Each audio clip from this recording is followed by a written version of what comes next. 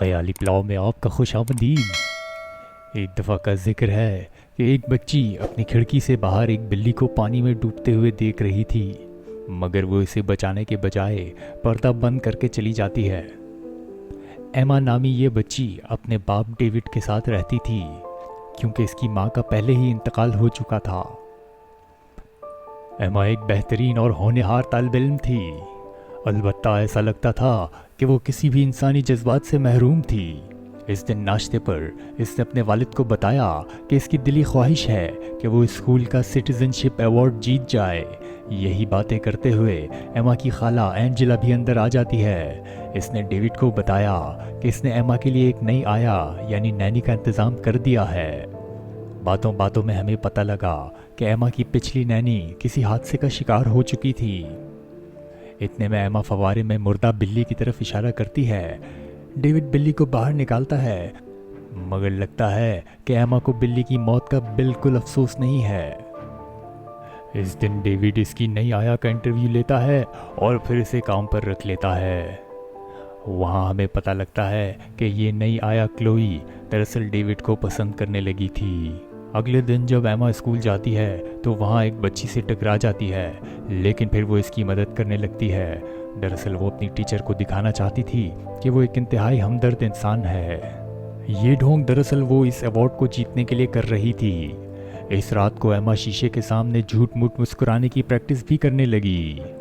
अगले दिन award ceremony के लिए तमाम बच्चे अपने वालिदैन के साथ स्कूल पहुंच जाते हैं और फिर टीचर अवार्ड का ऐलान करती है। मगर ये क्या, अवार्ड एमा को मिलने की जगह माइलो नामी एक बच्चे को दे दिया गया। इस बात पर एमा को काफ़ी गुस्सा आया और वो इंतहाई मायूस हो गई। वो अपने वालिद से कहती है कि ये अवार्ड सिर्फ इसी का हक है और सिर्फ इसे ही मिलना चाहिए था। ताहम अपने वालिद के समझाने पर वो खामोश हो जाती है। कुछ देर बाद सबसे छुप छुपाए एमा माइलो को करीबी एक चट्टान का नज़ारा कराने ले जाती है। कुछ वक्त गुजरने के बाद माइलो के माँ बाप एमा से माइलो के बारे में पूछते हैं तो वो कहती है कि इसने काफ़ी देर से उसे देखा ही नहीं। अचानक से कहीं से दो लड़कियों की चीखने की आवाज़ आती है तो फौरन सब लोग दौड़ते हुए वहाँ पहुँचते हैं। वहाँ पर माइलो की लाश समंदर से मिलती है। दरअसल वो बेचारा पानी में डूबकर हलाक हो चुका था। इसका वालिद अपने बच्चे को बचाने की बड़ी कोशिश करता है, मगर बेसूद। अगले दिन डेविड अपनी बेटी से पूछता है कि कहीं तुम अपने दोस्त की मौत की वजह से परेशान तो नहीं, लेकिन एमा को तो जैसे बिल्कुल कोई परवाह ही ना थी। कुछ देर बाद नई नैनी क्लोई घर आती है। उसी रात को डेविड घर पर नहीं होता। क्लोई को डेविड के कमरे से कुछ दवाएं चुराते हुए एमा ने देख लिया और बाद में फिल्म देखते हुए एमा इससे कहती है कि अगर क्लोई इसके कहने पर ना चली तो वो अपने वालिद को इस चोरी के बारे में सब कुछ बता देगी। इस तरह एमा अपनी नई आया को ब्लैकमेल करने लगी। अगले दिन एमा अपने वालिद के साथ माइलो के लिए मनाई जाने वाली एक तकरीब में शिरकत के लिए जाती है तो उन्हें पता लगता है कि माइलो का तमगा यानी मेडल गायब था। वो समझे कि शायद समंदर में डूब गया होगा। इसी वक्त एमा भी झूठ मूठ रोने लगी। ऐसा लग रहा था कि वो माइलो के वालिदैन के सामने झूठ मूठ उदास होने का ड्रामा कर रही थी। घर वापस आने के बाद डेविड अपनी बेटी के रवैये से सख्त परेशान हो जाता है। हम देखते हैं कि माइलो का मेडल एमा के गद्दे के नीचे छुपा हुआ नजर आ रहा था। डेविड इस दिन की तस्वीर का जायजा लेता है तो उसे ऐसा लगता है कि हो ना हो माइलो की मौत से एमा का कोई ना कोई ताल्लुक ज़रूर है। इसी दिन एमा की टीचर मिसेस एलिस और एक पुलिस ऑफिसर माइलो के बारे में पूछताछ करने के लिए डेविड से मिलते हैं। मिसेस एलिस कहती हैं कि किसी ने माइलो की मौत से पहले इसे एमा के साथ चट्टान के करीब देखा था। एमा पीछे से इनकी बातें सुन लेती है और झूठ मूठ गिरकर ड्रामे करने लगती है। एमा को इस तरह जख्मी देखकर वो दोनों वहाँ से चले जाते हैं, लेकिन इसकी मरहम पट्टी करते हुए इसका वालिद इससे माइलो के साथ चट्टान पर जाने के बारे में पूछता है तो वो साफ इनकार कर देती है। लेकिन ज़्यादा पूछताछ करने पर वो चिल्लाने लगती है और कहती है कि मिसेस एलिस इससे नफरत करती हैं और इसीलिए ऐसा कह रही हैं। अगले दिन इनकी आया क्लोई एमा को स्कूटर पर खिलाने के लिए बाहर ले जाती है। वहाँ उन्होंने देखा कि मिसेस एलिस माइलो के घर पर हैं और इसकी माँ से बातचीत कर रहे हैं। क्लोई कहने लगी कि ये लोग अब तुम्हारे खिलाफ तैयारी कर रहे हैं, क्योंकि क्लोई को भी शक था कि माइलो की मौत से ज़रूर एमा का कोई ना कोई ताल्लुक़ था। वापसी पर क्लोई कहती है कि अगर ऐसा हो गया तो एमा को इलेक्ट्रिक चेयर की सज़ा मिलेगी। ये सुनकर एमा काफ़ी डर जाती है और एक फ़ैसला कर लेती है। कुछ देर बाद हम देखते हैं कि ख़तरनाक मक्खियों का घोंसला जो कि इनके घर पर बना हुआ था अब वहाँ पर नहीं है। दरअसल इसे एमा ने निकाल कर मिसेस एलिस की गाड़ी में रख दिया था, जिसकी वजह से गाड़ी चलाते हुए मिसेस एलिस का ध्यान मक्खियों की तरफ चला जाता है और इसी वजह से इनका एक्सीडेंट हो जाता है और मौत वाक़ई हो जाती है। अगले दिन एमा के कमरे की सफाई करते हुए क्लोई को माइलो का वही तमगा मिल जाता है और वो उसे डेविड के कमरे में लैंप पर लगा देती है ताकि एमा पकड़ी जाए। लेकिन जब एमा वहाँ पहुँची तो उसने चुपके से वो मेडल निकाल लिया, लेकिन इसी वक्त इसके वालिद ने भी ये देख लिया। डेविड काफ़ी गुस्से में आ गया और जब उसने इससे पूछा तो वो झूठ मूठ की कहानी बनाने लगी और कहने लगी कि इसके साथ खेलते वक्त माइलो ने इसे ये मेडल दिया था। बहरहाल डेविड गुस्से में बाहर चले जाता है और अपनी बहन से एमा के लिए किसी अच्छे डॉक्टर का पूछता है। वो बेचारा इतना डर गया था कि अब उसे रात में डरावने ख्वाब आने लगे थे। अगले दिन एमा अपनी नैनी से लड़ने लगती है और कहती है कि तुम ही ने वो मेडल वहाँ रखा था। लेकिन इतने में डेविड वहाँ आ जाता है और एमा को अपने साथ माइलो के घर ले जाता है और उसे वो मेडल माइलो की माँ को वापस करने का कहता है। वो बेचारी अपने बेटे का मेडल देखकर बहुत खुश होती है और उन्हें मिसेस एलिस के हलाक होने की खबर भी सुनाती है। वो कहती है कि दरअसल उनकी गाड़ी में मक्खियों का छत्ता मिला था। वहाँ एमा झूठ मूठ रोने लगती है, लेकिन वहाँ से बाहर आते ही जैसे वो सब कुछ भूलकर दोबारा खुश नज़र आने लगती है। डेविड इस बात से सख्त परेशान हो जाता है।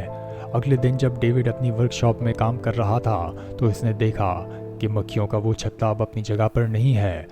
अब वो समझ गया था कि ज़रूर एमा ने ही वो छत्ता निकाल कर मिसेस एलिस की गाड़ी में डाला होगा। डेविड अगले दिन अपनी बेटी को एक साइकोलॉजिस्ट के पास लेकर जाता है ताकि इसका दिमागी इलाज कराया जा सके, लेकिन एमा ने इंतहाई आसानी से इस साइकोलॉजिस्ट को भी बेवकूफ़ बना दिया और उसे लगा कि यह बिल्कुल आम बच्चियों की तरह है। घर वापस आकर डेविड आया को एमा के पास जाने का कहता है। बातों बातों में क्लोई एमा को चिढ़ाने लगती है और कहती है कि एमा का बाप क्लोई को पसंद करने लगा है और हो सकता है कि अब वो इसकी सौतेली माँ बन जाए। ये सुनकर एमा को बड़ा गुस्सा आता है। इस रात को एमा अपने वालिद को क्लोई के बारे में बताती है और पूछती है कि क्या वाकई आप इसे पसंद करते हैं, क्योंकि वो तो आपसे शादी करना चाहती है। लेकिन डेविड इसकी बात का कोई जवाब दिए बगैर ही वहाँ से चला जाता है। कुछ देर बाद जब टीवी देखते हुए क्लोई को कोई आवाज़ आती है तो वो एमा को ढूंढने निकल जाती है।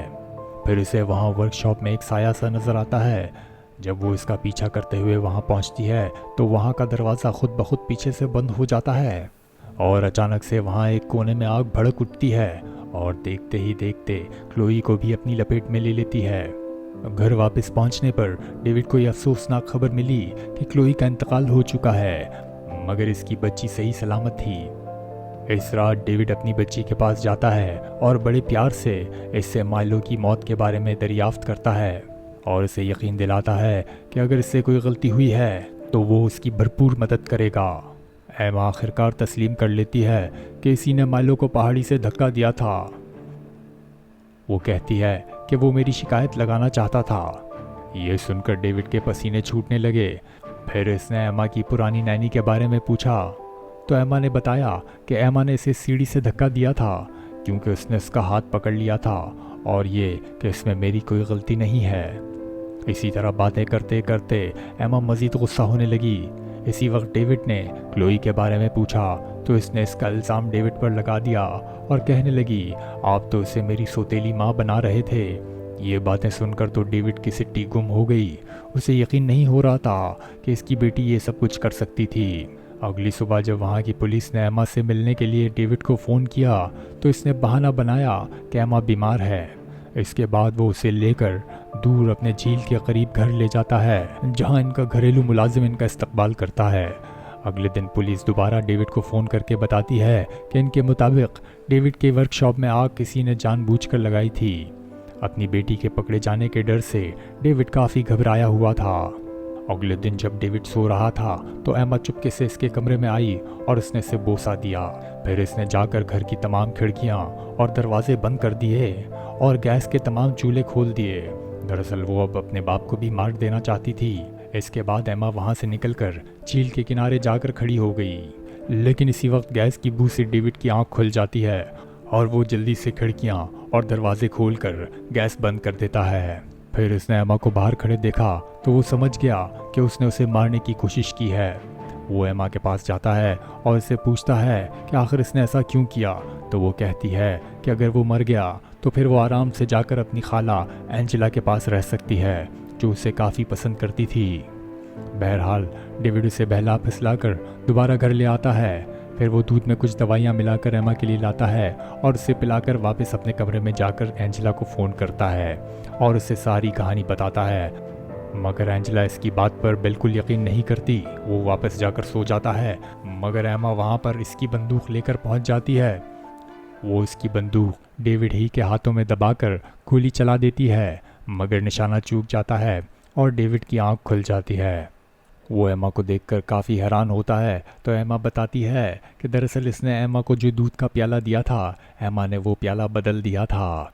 इसीलिए डेविड अब मुकम्मल तौर पर अपने हवास में भी नहीं था, मगर फिर भी इसने हिम्मत करके एमा से वो बंदूक छीनने की कोशिश की, जो नीचे गिर गई। मगर एमा ने फ़ौरन से इसका फ़ोन उठाकर 911 को फ़ोन लगा दिया और कहा कि मेरा बाप मुझे मारने की कोशिश कर रहा है।